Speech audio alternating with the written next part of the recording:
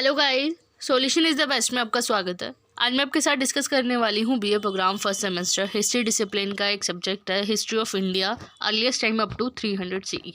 तो इससे पहले मैंने फर्स्ट और सेकंड यूनिट कंप्लीट करवा दिया था और थर्ड यूनिट में मैंने बताया था कि हड़प्पा सभ्यता की जो आर्थिक जीवन है, उसकी सामाजिक जीवन, उसकी जो विभिन्न विशेषताएँ वगैरह उसमें बताई थी और यहाँ तक कि मैंने उसमें वो भी बताया था कि जो हड़प्पा सभ्यता है उसका उद्भव और विकास किस प्रकार से हुआ था। तो आज हम जानेंगे कि जो हड़प्पा सभ्यता है उसमें कला और शिल्प के बारे में, और जो हड़प्पा सभ्यता है उसका जो पतन हुआ था तो उसके बारे में आज हम जानेंगे। लेकिन जो हड़प्पा सभ्यता की विशेषताएं हैं मैंने इस वाले जो सब्जेक्ट है इसमें मैंने कवर नहीं करवाया है। इसके अलावा अदर सब्जेक्ट है एंशिएंट सोसाइटी, जिसमें हड़प्पा सभ्यता के बारे में ही बताना था कि हड़प्पा सभ्यता की विशेषताओं के बारे में और वहाँ की भौगोलिक क्षेत्र के बारे में। तो मैंने वो टॉपिक एंशिएंट सोसाइटी में ही कवर करवा दिया है, तो इसलिए मैं ये टॉपिक इसमें कवर नहीं करवा रही हूँ। तो अगर एग्ज़ाम में पूछा जाए कि जो हड़प्पा सभ्यता है उसकी अधिवासीय पद्धति और उसकी जो जीवन निर्वाह पद्धति है उसके बारे में विस्तार से बताइए, तो मैं आपको बता दूं कि जो अधिवासीय पद्धति होती है, अधिवासीय का मतलब ये होता है कि हड़प्पा सभ्यता में जिस प्रकार से लोग वहाँ पे रहा करते थे तो उसके बारे में वहाँ पे बताना है कि विभिन्न प्रकार के वहाँ पे स्थल मिले थे, वहाँ पे किस प्रकार से वहाँ के नगर थे, नगर नियोजन के बारे में उसमें पूरा एक्सप्लेन करना है। तो मैंने एंशिएंट सोसाइटी का जो चैप्टर है तो उसमें ही मैंने कवर करवा दिया है, उसका लिंक मैं डिस्क्रिप्शन में डाल दूँगी, आप वहाँ जाके देख सकते हैं।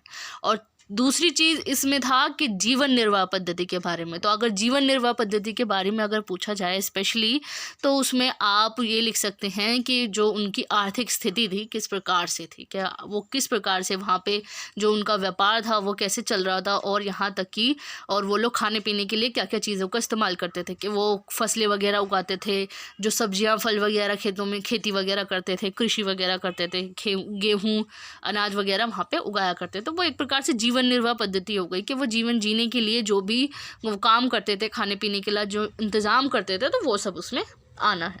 तो अब हमें पढ़ना है जो हड़प्पा सभ्यता में कला और शिल्प के बारे में। ये टॉपिक मैंने आपको कवर नहीं करवाया था, इसलिए मैं इस वीडियो में कवर करवा रही हूँ।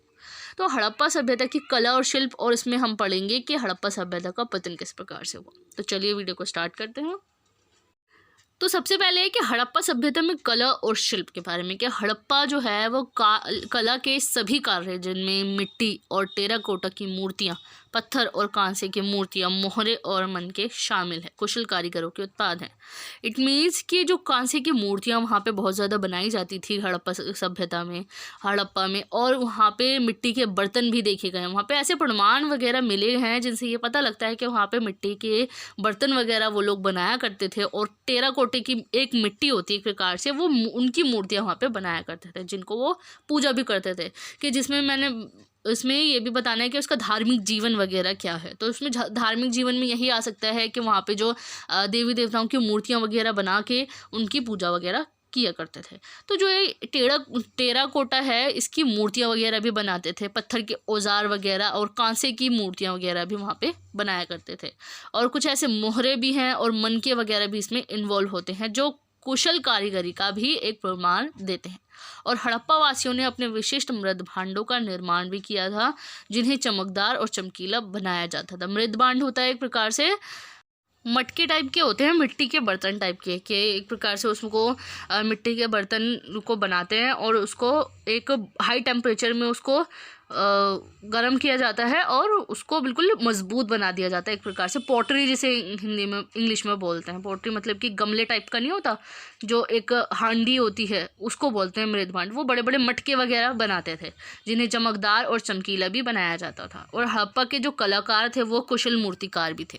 कुशल मूर्तिकार मतलब कि जो मूर्तियाँ वगैरह बनाने में उन्हें कुशलता हासिल थी, वो उनके अंदर ये स्किल्स थे कि वो डिफरेंट टाइप्स ऑफ जो ये जो जितनी भी मूर्तियाँ वगैरह हैं वो बनाते थे। और दाढ़ी वाले व्यक्ति की मूर्ति हो गई, नर्तकी की कांसी प्रतिमा हो गई, हड़प्पा काल की उत्कृष्ट कृतियाँ हैं। ये सब जो है हड़प्पा कला की जो है वो कृतियाँ हैं। और धातु के मोम में मूर्ति कला विशेष खोई हुई मोम प्रक्रिया के माध्यम से की गई थी। कि जो धातु के मोम हैं, धातु जो होते हैं उसके मोम में मूर्तिकला विशेष खोई हुई मोम प्रक्रिया के माध्यम से भी की जाती थी। और सुनार, चांदी, सोने और कीमती पत्थरों के आभूषण भी इसमें बनाए जाते थे। और जो पुरुषों और महिलाओं दोनों द्वारा पहने जाते थे, जैसे हार हो गया, बाजूबंद हो गया, झुमके, पक्षियों जानवरों के खिलौने, मूर्तियाँ, गाड़ियाँ और सीटी भी बनाई जाती थी। तो ये सब होते थे कला वगैरह में, कलाकृति में, शिल्पों में, कि शिल्पकारियाँ क्या करते थे, वो कला वगैरह करते थे कि क्या क्या उन्होंने आभूषण वगैरह बनाए, उन्होंने क्या क्या मटके वगैरह बनाए, तो वो सब इसमें आना था। ये थोड़े से पॉइंट्स है, ये सिर्फ हड़प्पा सभ्यता की विशेषताओं में आप ऐड कर सकते हैं। अब आता है हड़प्पा सभ्यता का पतन क्या हुआ था। वैसे तो जो हड़प्पा सभ्यता का पतन हुआ था उसके बारे में एक कोई फिक्स वो नहीं है कि पॉइंट ऑफ व्यूज़ सब विद्वानों ने ये पॉइंट ऑफ व्यूज़ निकाल के अपने बताए थे। कोई फिक्स नहीं है कि हाँ हड़प्पा सभ्यता का एग्जैक्टली के पतन किस रीज़न से हुआ था, एग्जैक्टली कोई रीज़न नहीं बताया इसमें। तो हड़प्पा सभ्यता के जो पतन हुआ था ना, कुछ विद्वानों को संकेतों के आधार पर उन्होंने अपने जो पॉइंट ऑफ व्यूज़ हैं वो बताए हैं। तो हड़प्पा सभ्यता के पतन के संदर्भ में कोई संतोषजनक प्रमाण नहीं मिला है। पतन के संदर्भ में अनेक इतिहासकारों का एक मत नहीं है, बल्कि अलग अलग है। फिर भी ऐसे कुछ प्रमाण मिले हैं जिसके द्वारा अनुमान लगाया जाता है कि हड़प्पा सभ्यता का पतन कुछ कारण ऐसे हैं जिनके थ्रू हम पता लगा सकते हैं। तो पहला कारण है बाढ़। हड़प्पा सभ्यता के प्रमुख नगर नदियों के किनारे बसे थे, जिसमें प्रतिवर्ष बाढ़ आती थी। बाढ़ से प्रतिवर्ष क्षति भी होती थी और इसीलिए वह मूल स्थान को छोड़कर अन्य स्थान पर रहने के लिए विवश हो गए होंगे। तो पहले पॉइंट में क्या था कि बाढ़, उनको ये प्रमाण मिले थे इससे कुछ विद्वानों को कि हड़प्पा सभ्यता का बाढ़ की वजह से वो समाप्त हो गया था, इसका पतन हो गया था। कैसे? क्योंकि जितनी भी सभ्यताएं वगैरह मिली हैं, हड़प्पा हो गया, मोहनजोदड़ो हो गया, मेसोपोटामिया हो गया, तो ये सब जो है ना वो नदियों के किनारे बसे हुए हैं। कि यहाँ तक कि मिस्र की सभ्यता भी नदी के किनारे ही है।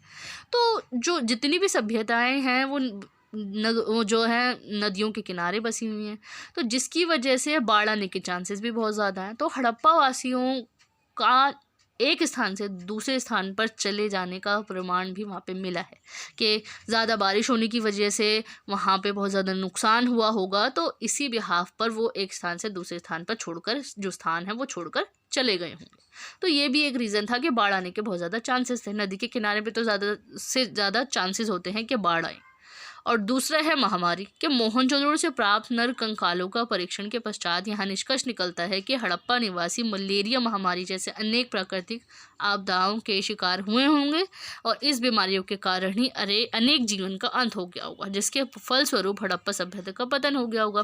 कि महामारी, क्योंकि वहाँ पे जितने भी कंकाल वगैरह मिले हैं उस पर स्टडी करने के बाद कुछ विद्वानों ने ये निष्कर्ष निकाला कि मलेरिया जैसी बीमारी और इसके अलावा भी कोई ऐसी प्राकृतिक आपदा के शिकार भी हुए होंगे वहाँ के लोग, और उसी बिहाफ पर जो है वो हड़प्पा सभ्यता का अंत हो गया होगा।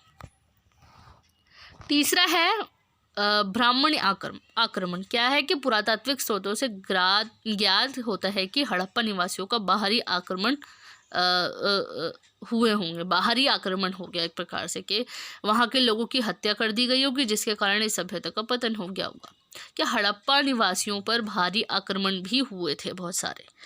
तो इसी बिहाफ पर उन्होंने यह पता लगाया, क्योंकि ऐसा हुआ कि जो कंकाल उनको वहाँ से मिले हैं, कुछ ऐसे निशान उन लोगों को मिले थे वो कंकालों में, कि जिससे ये पता लगाया जा सकता है कि बाहरी आक्रमण का इन पर मतलब कि बाहरी देशों का बाहरी जो आक्रमण इन पर हुआ होगा, तो जिनकी वजह से इनकी हत्या हो गई होगी।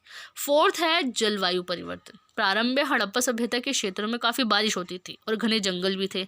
बाद में जंगलों को काटा गया होगा, जिससे जलवायु परिवर्तन हुआ होगा और नदियाँ सूख गई होंगी, जिससे इस सभ्यता का पतन हो गया होगा।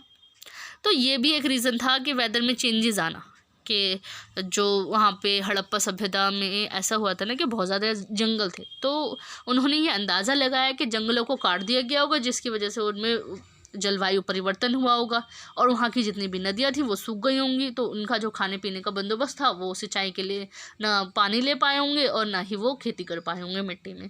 तो इसी बिहाफ पर जो है उन्होंने अनुमान लगाया था। ये कुछ पॉइंट्स थे कि जो हड़प्पा सभ्यता का पतन किस प्रकार से हुआ।